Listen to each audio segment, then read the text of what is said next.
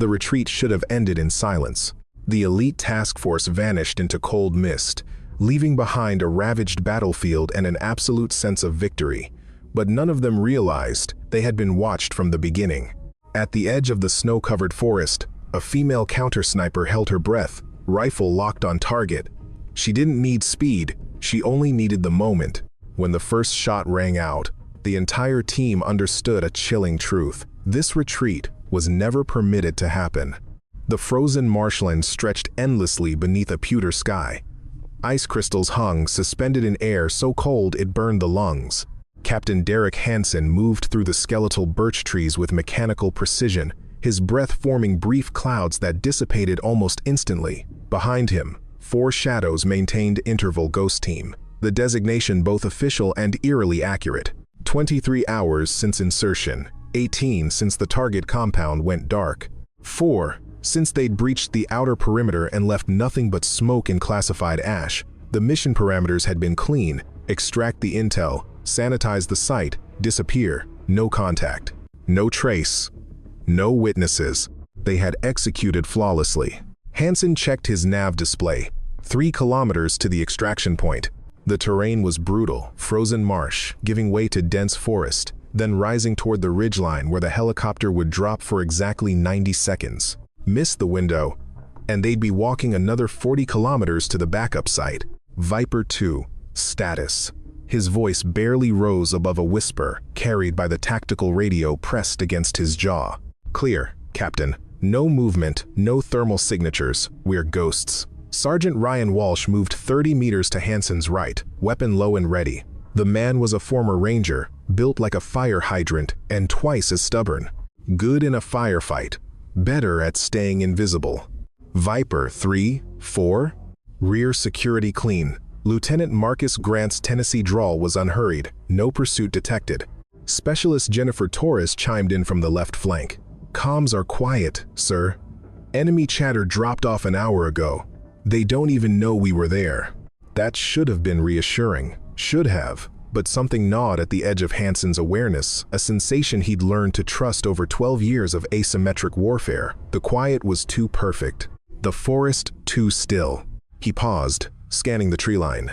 Nothing. The marsh behind them showed only their own tracks, already beginning to frost over. The wind had picked up, erasing thermal traces. In another hour, there would be no evidence they'd passed through this god-forsaken stretch of wilderness. Walsh dropped beside him. Something wrong, Captain? No. Hansen kept scanning. Keep moving. I want distance before the weather turns. They pushed forward. The terrain began to climb, transitioning from marsh to mixed forest. Snow depth increased. Each step required more effort, more exposure. Grant rotated to rear guard, weapon constantly tracking their back trail. Captain, Torres's voice cut through the wind. Satellite link just dropped. Weather interference? Maybe. Or the signals being suppressed. Hard to tell. Hansen felt the hairs rise on his neck. Suppressed signals meant active jamming. Active jamming meant someone knew their position. All units, combat interval. Eyes up. The team spread wider, weapons raised. The forest pressed in from all sides, branches heavy with accumulated snow. Visibility dropped to maybe 50 meters. Every shadow could hide a threat. Every sound, the crack of ice, the whisper of wind through pine demanded investigation. But there was nothing. Grant stopped, crouching. His gloved hand touched something in the snow. Got boot prints. Fresh. Maybe 10 minutes old. How many? 1. Light build. Military treads. Grant looked up, his expression unreadable behind frost-covered goggles. Sir, these prints. They're tracking us. 800 meters northeast. Sergeant First Class Catherine Voss adjusted her position against the snow-laden spruce. Her ghillie suit, custom woven with local vegetation and synthetic white fibers, rendered her nearly invisible against the winter landscape. Even thermal imaging would struggle to distinguish her heat signature from the surrounding terrain. She had been tracking them for 6 hours. The Barrett M82A1 rested against her shoulder, familiar as her own heartbeat. 13 pounds of precision engineering, capable of punching through engine blocks at 2 kilometers. Against soft targets in winter gear, the range became academic. She could take any one of them from here. The snow would muffle the sound before it reached their ears. But she didn't fire. Catherine Voss didn't hunt. She controlled. She shaped the battlefield until the outcome became inevitable. 14 years as a military sniper had taught her patience. 3 years working counter-sniper operations in conflict zones had refined it into an art form. Through the Leopold Mark V HD scope, she watched the team navigate the tree line. 4 operators, moving with professional discipline, good interval, proper security rotation. The leader, she'd identified him as the tactical commander, maintained excellent situational awareness. He'd already stopped twice to scan the area, instinct warning him of something wrong. Smart.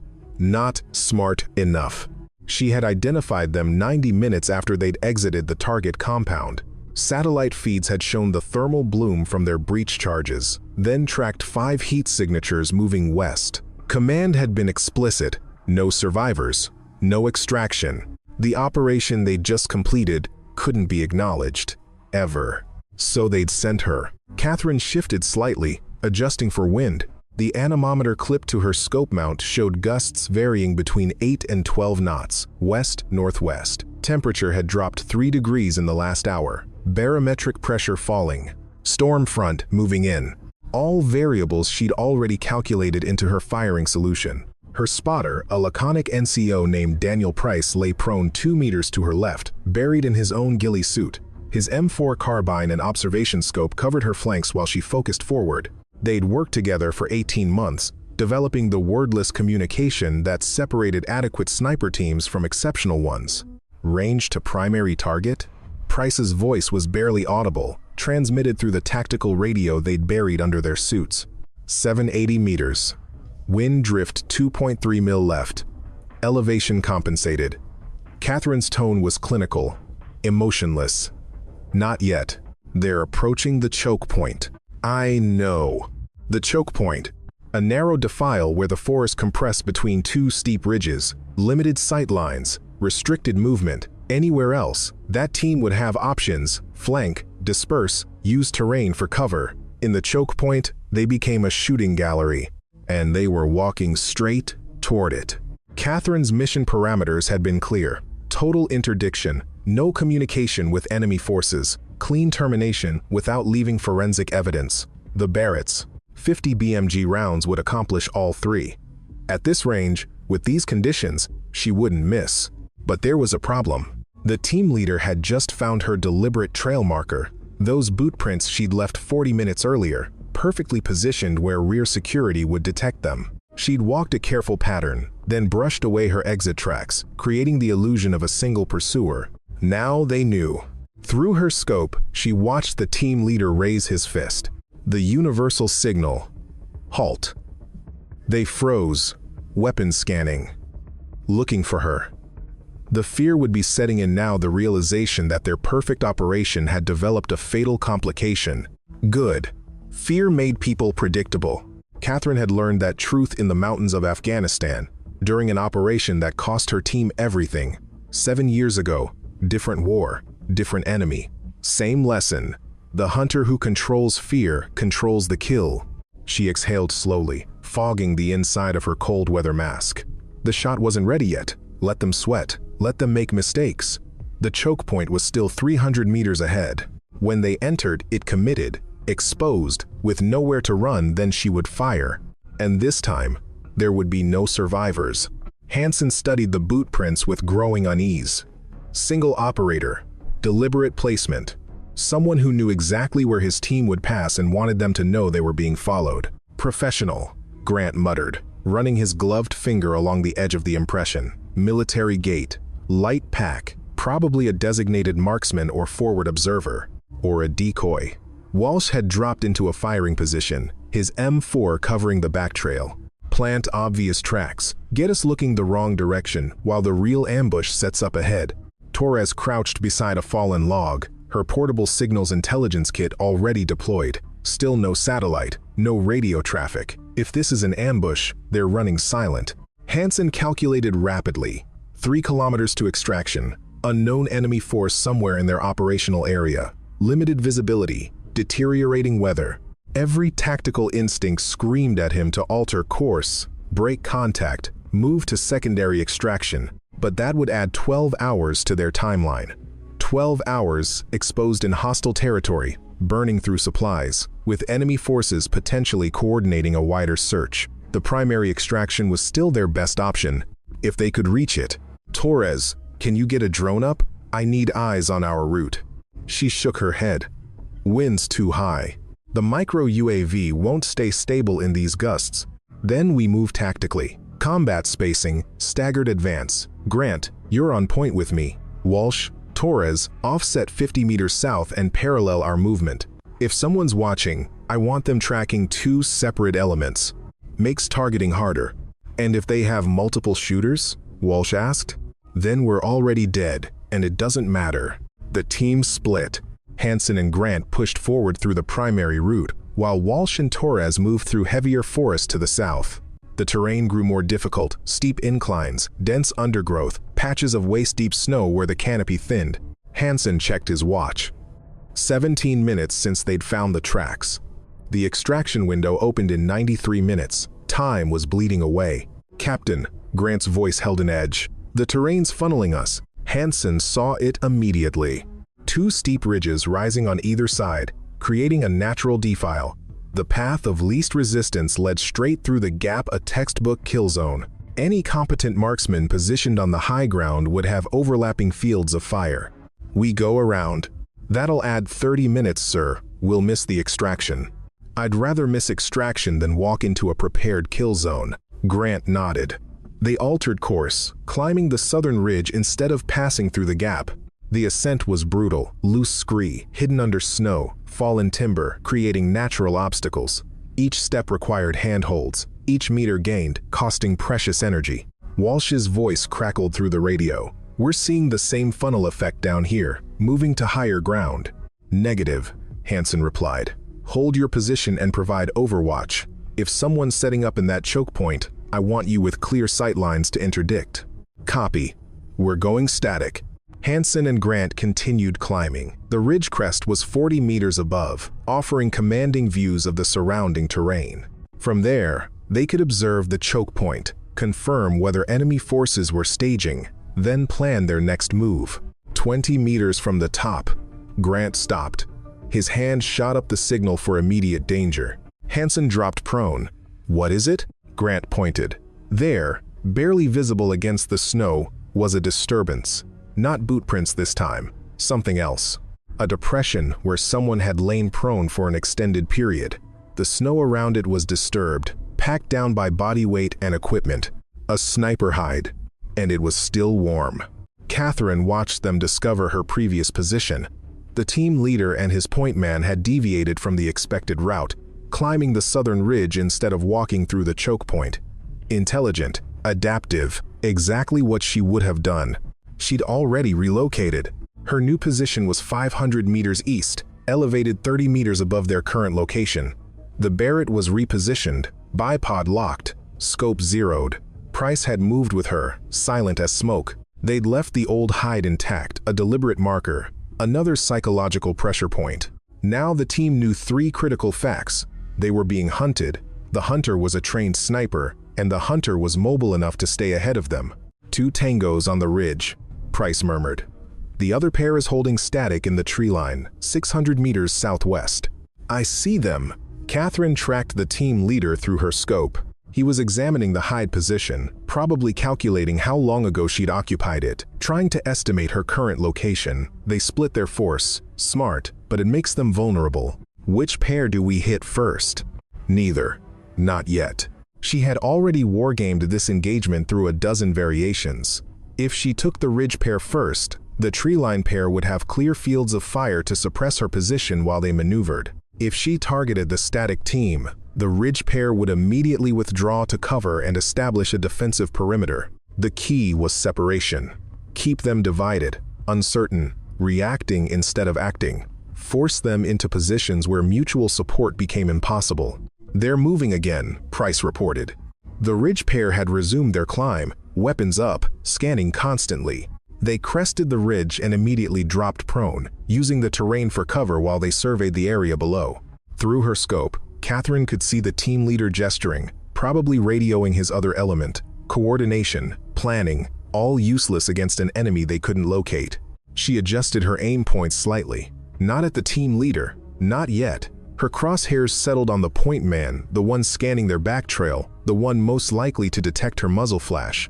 Wind? Steady at 9 knots, northwest, no gusts detected. Range? 540 meters. Catherine's breathing slowed. Her heart rate dropped to 52 beats per minute. The world narrowed to the scope picture, the reticle, the target. Everything else, the cold, the wind, the weight of the rifle faded to background noise. Pressure on the trigger. 2 pounds, 3. The Barrett's trigger brake was crisp at 4 pounds, 8 ounces. She knew it intimately. Could feel the exact moment before release. The point man turned slightly, presenting a better angle. His body armor would be rated for rifle rounds, but not this. Not a 50 BMG traveling at 2,800 feet per second. Catherine exhaled, held, squeezed. The Barrett roared. The suppressor reduced the muzzle signature, but nothing could completely silence a 50 caliber rifle. The sound rolled across the frozen landscape like distant thunder. By the time it reached the target, the round had already arrived. Through the scope, Catherine watched the point man drop. Center mass, slightly high, the round had taken him in the upper chest, above the armor plate. He fell without sound, without movement. Dead before his brain registered the impact. The team leader reacted instantly, rolling left and scrambling for cover behind a fallen log. Good instincts, wouldn't save him. First, Tango down, Price confirmed. No movement. Catherine was already cycling the bolt, chambering a fresh round. The team leader was behind cover now, but his tactical options had just collapsed. He was pinned on an exposed ridgeline with no idea where the shot originated. His team was divided. One man down. Radio communication uncertain in this terrain. She had just transformed a successful extraction into a survival situation. Hold this position, she told Price. I'm displacing. Where? They'll try to link up with their other element. I'll be waiting when they do. Hansen pressed himself against the frozen ground, heart hammering. Grant was dead, no question. The way he'd fallen, that complete cessation of movement, meant catastrophic trauma. Probably 50 caliber. Probably a professional shooter. Probably the same person who'd been tracking them for the last 6 hours. Viper, 2, 3, status, he hissed into the radio. Walsh's voice came back tight with adrenaline. We heard the shot. What's your situation? Viper 4 is down. Sniper, unknown position. I'm pinned on the ridge. Do you have a direction? Hansen tried to reconstruct the shot. Grant had been facing northwest when he fell. The impact had thrown him backward, which meant the round came from. Where? The tree line was too dense for a clear shot. The opposite ridge was too distant.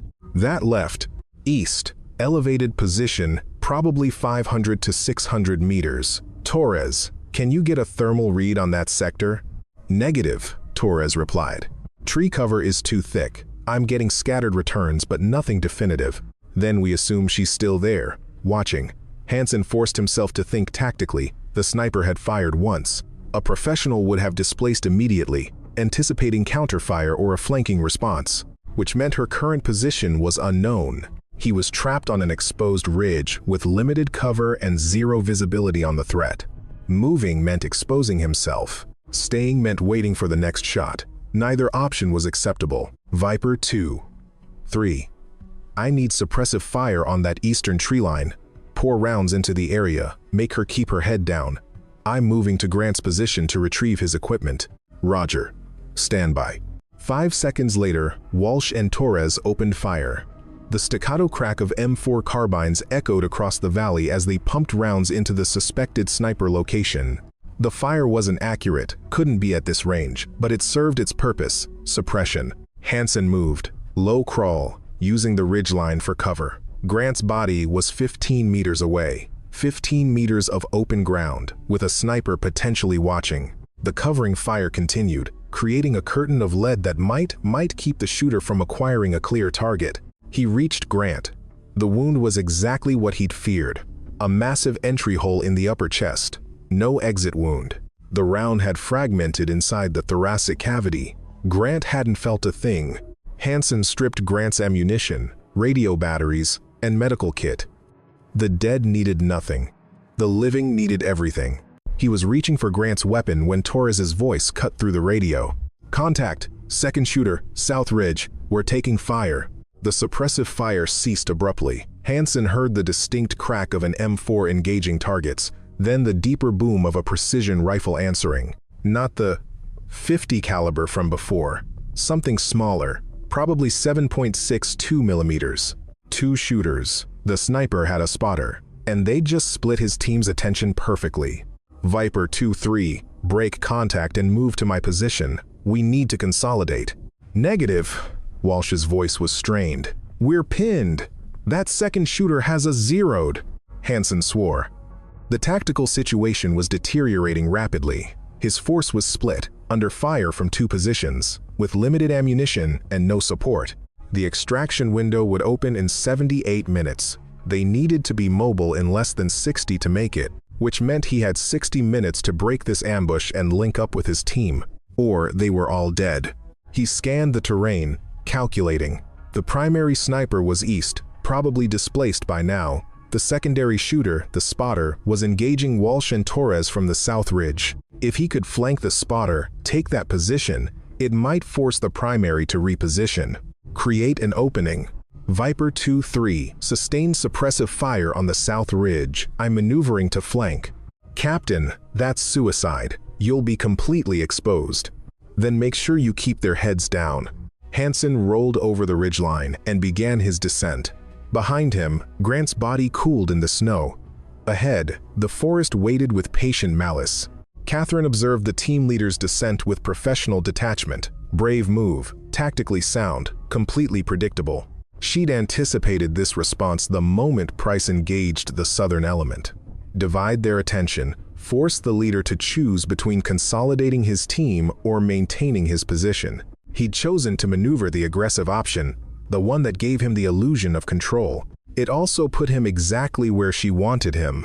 Her new position overlooked the valley between the 2 ridges. From here, she had clear sight lines on both the southern tree line where Price was engaging the pinned element and the route the team leader was using for his flanking maneuver. Perfect economy of force. 1 shooter controlling multiple sectors. Target is moving through the draw, she radioed to Price. Maintain pressure on the southern element, but don't expose yourself. He's trying to flank you. Copy. I'll displace north and keep them suppressed. Catherine tracked the team leader through her scope. He was moving well, using terrain, varying his pace, checking his 6, but every decision left traces. Every movement created opportunities. She could take him now. Clean shot, maybe 400 meters, but killing him would only create a temporary advantage. His team would still have 2 combat-effective operators who'd immediately withdraw and establish a defensive perimeter. No, better to let him commit. Let him believe he was gaining advantage, then strike when his team was most vulnerable. The radio crackled. Viper 1, this is Viper 2. We've broken contact and are moving to your last position, ETA 10 minutes. Catherine smiled behind her cold weather mask. They were trying to link up, reconstitute their force. Standard tactical doctrine when under pressure, and it would fail, because she was already positioned between them. The team leader reached the valley floor and began moving north, staying in the tree cover. His path would intersect with his team's route in approximately 8 minutes. When they met, they'd have maybe 30 seconds of vulnerability during the link-up when they were focused on each other instead of their perimeter. That would be enough. Catherine adjusted her position, finding a clear firing lane through the trees. The Barrett was zeroed for this range. Wind was still steady. Visibility adequate despite the deteriorating weather. All variables nominal. Movement to the north. The other 2 team members appeared, moving tactically through the forest. They were good, proper spacing, overlapping security. Under normal circumstances, they'd be nearly impossible to ambush. But these weren't normal circumstances. They were focused on linking up with their leader, not on the 1,000 potential threat vectors surrounding them. Tunnel vision born of stress and time pressure. The team leader emerged from cover 200 meters south of his approaching element. He'd timed it well. They'd meet in the middle of a small clearing where they could establish all-around security. Catherine placed her crosshairs on the team leader's center mass. Not the head too small, too much risk of a miss. The torso presented a larger target, and even a peripheral hit would be incapacitating. But she didn't fire. Instead, she shifted her aim to the female operator, the signal specialist, based on the equipment she carried. Take her out, and the team loses all electronic warfare capability. No communications, no satellite link, no ability to call for support or coordinate with extraction. The three operators converged in the clearing. Brief tactical discussion, probably assessing their situation. The team leader was gesturing, pointing back toward the ridge where his point man had died. They were trying to piece together the engagement, understand the threat. Too late for understanding. Time for execution. Catherine's breathing slowed. Her finger found the trigger. The signal specialist was turned partially away, but enough of her torso was exposed. The shot was clean. She fired. The Barrett thundered. The suppressor did its work, but the sound still rolled across the valley like an avalanche. The round crossed 430 meters in less than half a second, but the signal specialist had shifted. Not much, just a slight turn as she scanned their perimeter. Enough that the round clipped her shoulder instead of center mass. She spun and dropped, screaming. Not a kill, but close enough. The team leader and the other operator reacted instantly, dragging the wounded soldier into cover. They were shouting, returning fire blindly toward Catherine's last known position. Panic fire. Wasted ammunition. Catherine was already displacing, moving 50 meters west to a new position. The wounded operator would slow them down, force them to make hard choices, leave her behind or sacrifice mobility. Either way, the outcome was inevitable. Torres was still conscious, which meant the wound wasn't immediately fatal. Hansen applied pressure to her shoulder while Walsh covered their position. Blood soaked through the combat dressing, hot against his frozen fingers. How bad? Torres's voice was tight with pain. You'll live if we get you out of here. Hansen's tone was flat, clinical, no room for emotion. Can you move? I can move. Walsh was scanning the tree line, weapon shouldered. Captain, we need to get off this X. That shooter's going to reposition and we're sitting ducks. I know. Hansen finished securing the dressing and helped Torres to her feet. She swayed but stayed upright. Good.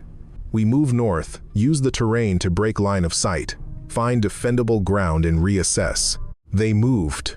Torres between them, supported by Walsh. Hansen led, weapon up, eyes scanning for threats. Every tree could hide a shooter. Every shadow could conceal a firing position.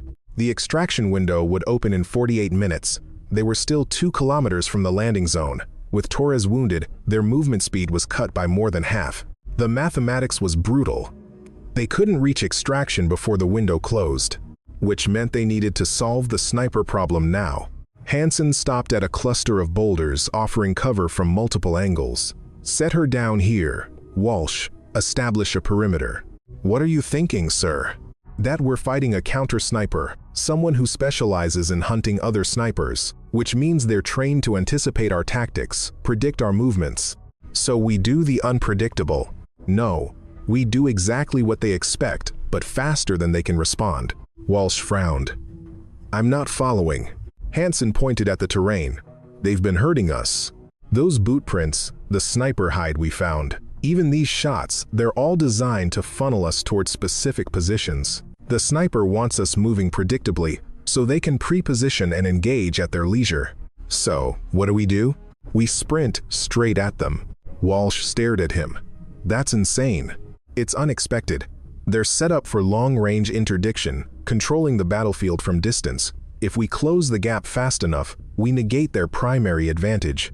And if we're wrong, if they have close-range support, then we die 30 seconds faster than we would anyway. Hansen checked his weapon. Torres, can you provide covering fire from this position? She nodded, her face pale but determined. I can shoot. Good. When we move, you put rounds downrange. Doesn't matter if you hit anything, just make them think twice about exposing themselves. He turned to Walsh. We move fast. We move violent. Bounding overwatch. 30-meter intervals. First person to spot the sniper calls it and we converge. And if we don't spot them, then they'll spot us. and we'd better be moving too fast to hit.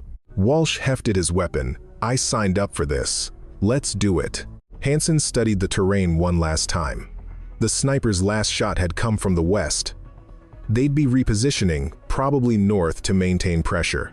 If he was right about their tactics, they'd expect his team to continue retreating, maybe try to circle around to the extraction point. Instead, he'd do the opposite. Drive straight into their sector, force a close-range engagement where training and aggression mattered more than precision shooting. It was a terrible plan. High risk, low probability of success, but it was the only plan that gave them a chance. On three, Hansen said. 1, 2, 3. They exploded from cover, sprinting west through the forest. Behind them, Torres opened fire, sending rounds cracking through the trees. Hansen ran hard, legs pumping, breath tearing at his lungs. Walsh was to his right, matching his pace. 30 meters. Drop. Scan. Walsh kept moving, covering the next bound. Nothing. No shots. No contact.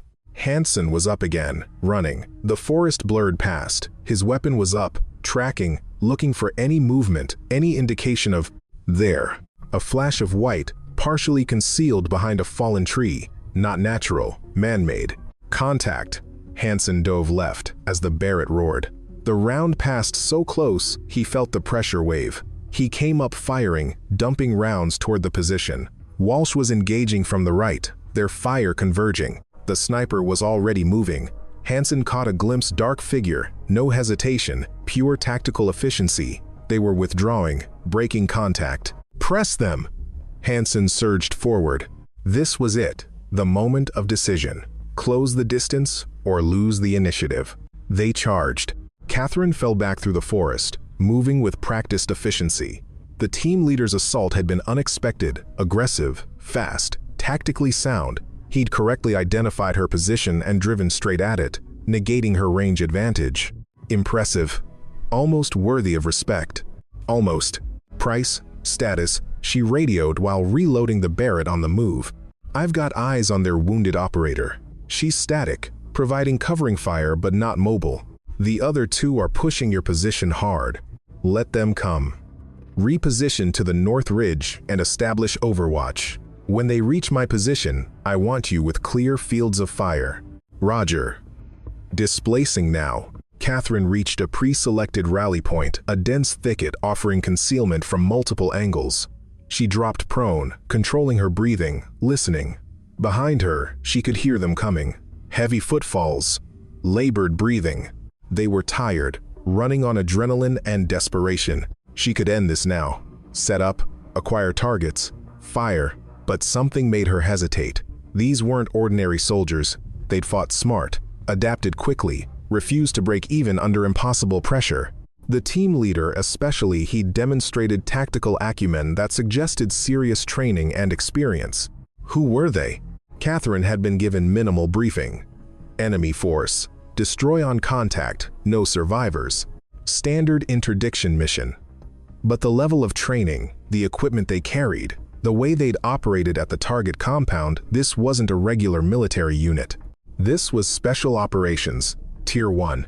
Maybe even the same classification as her own unit, which meant someone had lied to her. 7 years ago, in Afghanistan, Catherine had lost her entire team because of bad intelligence.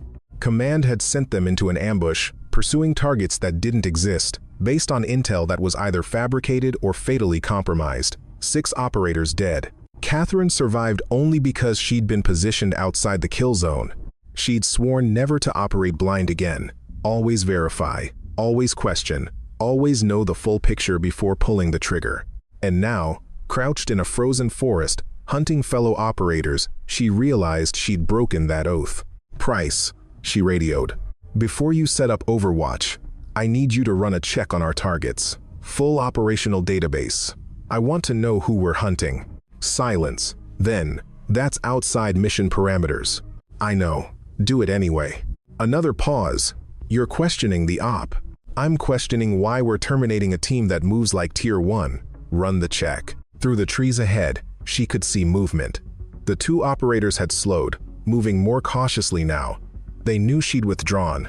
Knew she could be anywhere. Price came back on the radio. Kat, you need to see this. I'm sending encrypted images to your tactical display. Catherine pulled her ruggedized tablet from her pack and accessed the secure link. Images appeared. Service records, mission files. The team leader, Captain Derek Hansen, JSOC, multiple tours, exemplary record.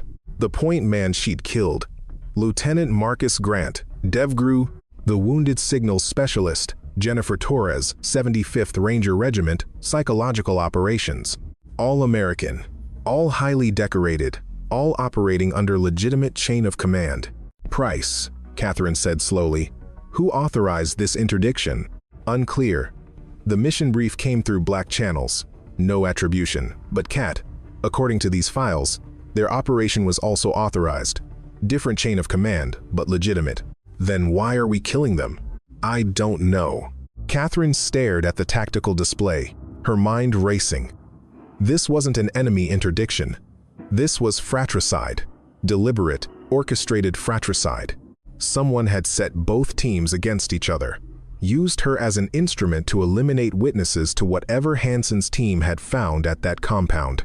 The same thing that had happened 7 years ago. Price, stand down. Do not engage. We're aborting this mission. Copy. What are you going to do? Catherine looked at the two operators approaching through the forest, hunting her, brave men doing their jobs, just like her team had been 7 years ago. I'm going to talk to them, she said. And then we're going to figure out who wanted us all dead. Hansen moved through the forest on pure adrenaline. His muscles screamed, his lungs burned, but he kept moving, weapon up, tracking for targets. Walsh was parallel to him, equally exhausted but maintaining discipline. The sniper had withdrawn. They'd found the firing position, brass casings, disturbed snow, the distinctive bipod impressions from a heavy rifle, but no shooter, no blood trail, nothing to indicate they'd scored a hit, which meant the sniper was out there, repositioning, preparing for the next engagement. Captain. Walsh had stopped, weapon aimed at something ahead. We've got company. Hansen swung his M4 toward the threat. A figure stood 30 meters ahead, partially concealed behind a tree. No weapon raised, hands visible, empty. I'm not armed, the figure called out. Female voice, American accent. I need to talk. Show yourself, Hansen ordered, slowly. The figure stepped into the open. A woman, late 30s, lean and hard-eyed.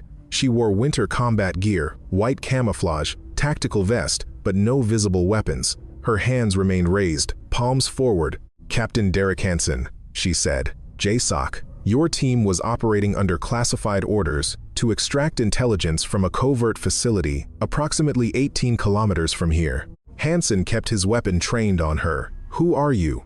Sergeant First Class Catherine Voss.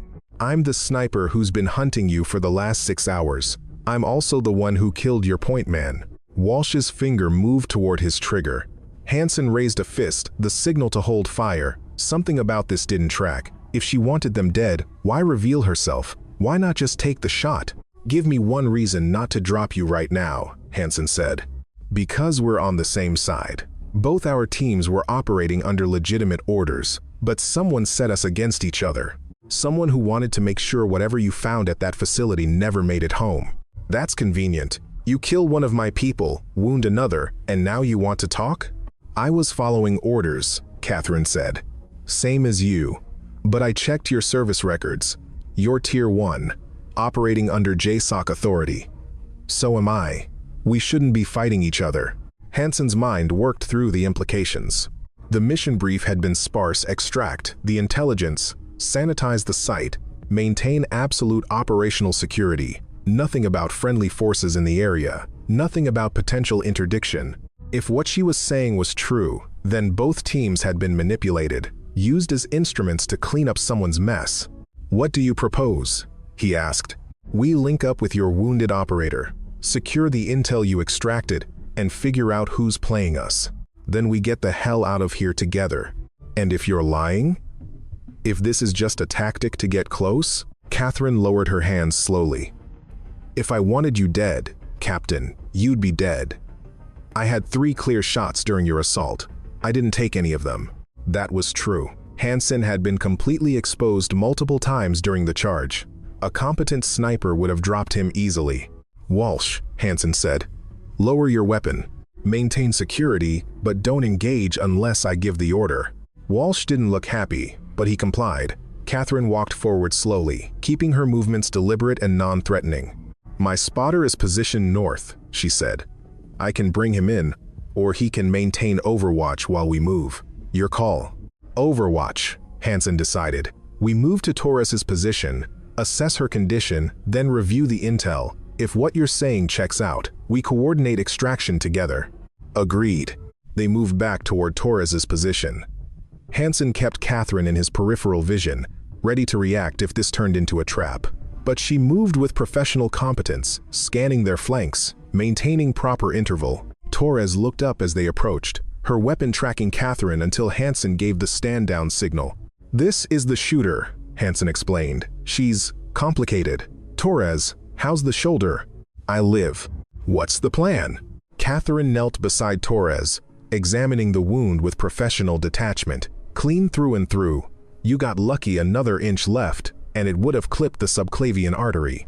"Thanks for that," Torres said dryly. "The intel," Catherine said, looking at Hansen. "What did you find at that compound?"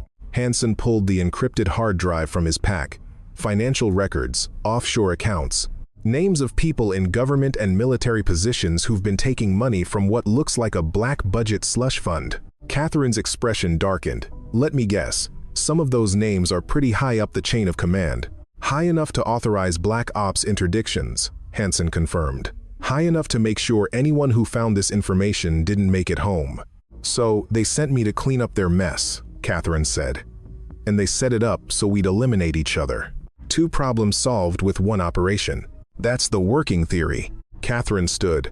"Then we need to get this intel to someone we can trust, someone outside the normal chain of command." "Agreed. But first, we need extraction. My helicopter arrives in 26 minutes. You coming with us?" Catherine smiled grimly. "Wouldn't miss it." The helicopter descended through deteriorating weather, rotors beating against wind and sleet. Hansen watched from the tree line as the bird touched down, its crew chief scanning the perimeter with a mounted machine gun. Catherine's spotter Price had linked up with them 20 minutes earlier. Quiet, professional, minimal conversation, but his credentials checked out. Another Tier 1 operator caught in someone else's game. They loaded quickly. Torres first, supported by Walsh. Then the intel package, secured in a waterproof case. Hansen went last, providing rear security until everyone was aboard. Catherine and Price climbed in, taking positions near the crew door. The helicopter lifted, banking hard away from the landing zone. Below, the forest receded into white obscurity. No one spoke during the flight. Too much noise, too much exhaustion. Hansen stared at the encrypted drive in his hands. Grant had died for this. Torres had been wounded. An entire operation had been compromised. And somewhere in Washington or Virginia, someone was monitoring their extraction, calculating their next move. Catherine leaned close to be heard over the rotors. "When we land, we split up.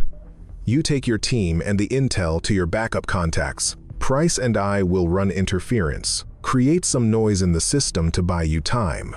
That'll put targets on your backs. We've had targets on our backs since we accepted this mission. At least now we know who's shooting at us." Hansen nodded. It was a good plan. Divide their attention, force the conspirators to react to multiple threats. Standard tactical doctrine applied to political warfare. The helicopter touched down at a remote airfield. A civilian cargo plane waited, engines already running. Hansen's extraction team moved his people aboard while Catherine and Price headed toward a nondescript sedan parked near the operations building. Before she left, Catherine turned back. "Captain, for what it's worth, Grant was a good shot. He almost spotted me twice." "He was a good man," Hansen replied, "and he deserved better than being used as a pawn." "We all did." She disappeared into the sedan. Hansen watched it drive away, then boarded the cargo plane. Walsh and Torres were already secured. The intel drive was locked in a diplomatic pouch. As the plane taxied for takeoff, Hansen allowed himself one moment of reflection. The mission had succeeded. The intel was secure. But the cost? He thought about Catherine Voss. A sniper who'd been used as an instrument of murder, who'd discovered the truth and chosen to act on it. In another timeline, another set of circumstances, she might have completed her mission, eliminated his entire team, disappeared without a trace. Instead, she'd made a different choice, risked everything on a stranger's word, turned her weapon away from the enemy she'd been assigned to the enemy who'd assigned her. That took courage. Or maybe just exhaustion with being lied to. The plane lifted off, climbing into gray skies. Hansen closed his eyes, letting the vibration of the engines lull him into something approaching rest. But even in half sleep, his mind worked. Somewhere out there, people with power and connections were realizing their cleanup operation had failed. They'd be scrambling now, covering tracks, eliminating evidence, making new plans. And in the frozen forest they'd left behind, Grant's body cooled beneath falling snow. A soldier who'd done his duty and paid the ultimate price, not for his country, but for someone's ambition. Hansen opened his eyes. Across the cargo bay, Torres was sleeping, her shoulder bandaged but stable. Walsh sat cleaning his weapon, methodical and focused. They'd survived. Against impossible odds, against professional killers, against their own chain of command. But survival wasn't victory. Not yet. Victory would come when the intel reached the right hands, when the names on that drive faced consequences, when Grant's death meant something beyond a classified casualty report. Until then, they were still at war, just fighting a different enemy. The plane banked west, toward home. Below, the wilderness stretched endlessly, keeping its secrets. And somewhere in that wilderness, a female counter-sniper drove through the growing storm, carrying her own burdens, fighting her own war. The retreat had been intercepted, the mission completed, but the questions remained. Who had given the orders? Who had orchestrated the collision? And most importantly, who would be held accountable? Those answers would come, eventually. For now, there was only the drone of engines, the weight of exhaustion, and the cold certainty that this war, the real war, had only just begun.